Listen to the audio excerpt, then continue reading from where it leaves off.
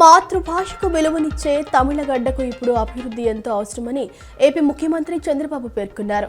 ప్రధాని మోదీ మహిళా reservation bill తీసుకువస్తే కాంగ్రెస్ వ్యతిరేకించిందని, మహిళా సాధికారత కేవలం ఎన్డీఏతోనే సాధ్యమని ఆయన స్పష్టం చేశారు. డీలిమిటేషన్ వల్ల దక్షిణాది రాష్ట్రాలకు అన్యాయం జరగదని భరోసా ఇచ్చారు. అధికారం, ఆస్తుల కోసం వైఎస్ఆర్సీపీ ఎంతకైనా దిగజారుతుందని మంత్రి కొలుసు పార్థసారథి అన్నారు. వైఎస్ఆర్సీపీ విధానం విధ్వంసం, భయాందోళనలు, హత్య రాజకీయాలు చేయటమేనని, ఈ విషయం వివేక హత్య నుంచి దస్తగిరి హత్య వరకు పరిశీలిస్తే అర్థమవుతోందని విమర్శించారు.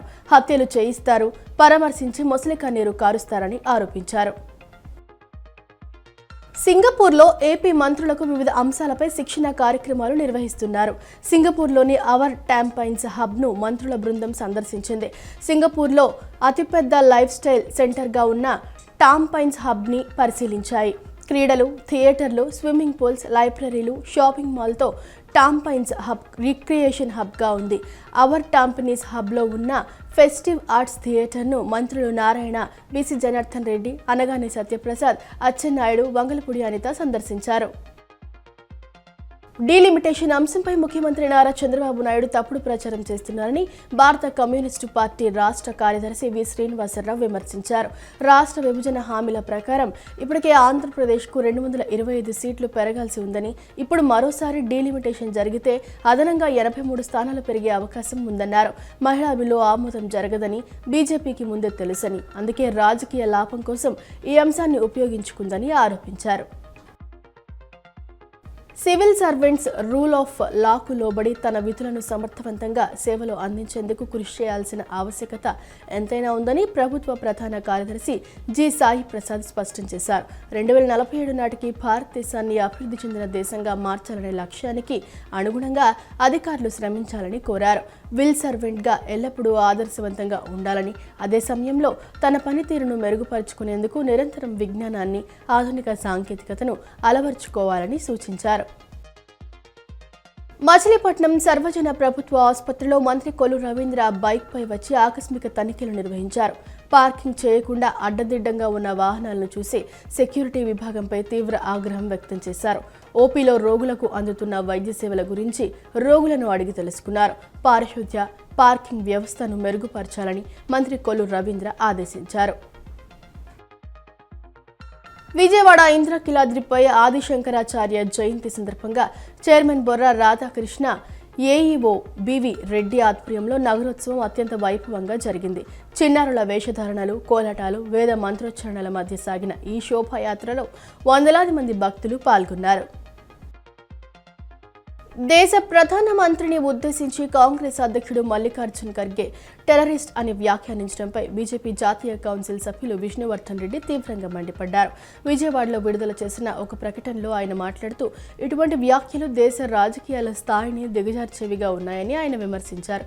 సుదీర్ఘ కాలం పాటు అధికారానికి దూరంగా ఉండటం వల్ల కలిగిన అసహనంతోనే కాంగ్రెస్ నేతలు ఇలాంటి మాటలు మాట్లాడుతున్నారని ఆయన అభిప్రాయపడ్డారు. దేశ ప్రజల మనోభావాలను దెబ్బతీసినందుకు గాను కాంగ్రెస్ పార్టీ వెంటనే బహిరంగ క్షమాపణ చెప్పాలని విష్ణువర్ధన్ రెడ్డి డిమాండ్ చేశారు. రాబోయే మేడే రోజు కేంద్ర కార్మిక సంఘాలని నోయిడా కార్మికుల పోరాటానికి మద్దతుగా నిలవాలని శ్రామిక హక్కుల పోరాట సమితి రాష్ట్ర కార్యదర్శి ఆర్ రఘు పిలుపునిచ్చారు. కేంద్రంలోని పారిశ్రామిక ప్రాంతమైన నోయిడా కార్మికుల పోరాట స్ఫూర్తితో రాబోయే మేడేను కొనసాగించుకుందామని కేంద్ర కార్మిక సంఘాలు నిర్ణయించాయి. గాంధీనగర్ ప్రెస్ క్లబ్లో శ్రామిక హక్కుల పోరాట సమితి రాష్ట్ర కమిటీ ఆధ్వర్యంలో రౌండ్ టేబుల్ సమావేశం జరిగింది. ఈ సమావేశంలో శ్రామిక హక్కుల పోరాట సమితి రాష్ట్ర కార్యదర్శి ఆర్ రఘు మాట్లాడుతూ, నోయిడా పారిశ్రామిక వాడ ఢిల్లీకి దగ్గరగా ఉంటుందన్నారు. ఉత్తరప్రదేశ్ రాష్ట్రానికి చెందిన ప్రాంతమన్నారు. నోయిడా పారిశ్రామిక వాడ కార్మికుల పోరాటాన్ని అణిచివేయాలని ఉత్తరప్రదేశ్ రాష్ట్ర ప్రభుత్వం యోచిస్తుందన్నారు. అందులో భాగంగానే కార్మికులు వేతనాల పెరుగుదల కోసం చేసే పోరాటాన్ని అణిచివేయాలని చూస్తుందన్నారు. సమాజ హితం కోరే పవన్ కళ్యాణ్ సంపూర్ణ ఆరోగ్యవంతులై శక్తియుక్తులు పొందాలని అవనిగడ్డ ఎమ్మెల్యే మండలి బుద్ధప్రసాద్ ఆకాంక్షించారు. అవనిగడ్డ నియోజకవర్గ అభివృద్ధిపై పవన్ కళ్యాణ్ నిత్యం ప్రత్యేక శ్రద్ధ కనపరుస్తూ అధికారులకు తగు ఆదేశాలు జారీ చేస్తూ ఉంటారని తెలిపారు. స్వార్థరహితంగా సమాజం గురించి ఆలోచించే పవన్ కళ్యాణ్ నాయకత్వం రాష్ట్రానికి అవసరమని అన్నారు.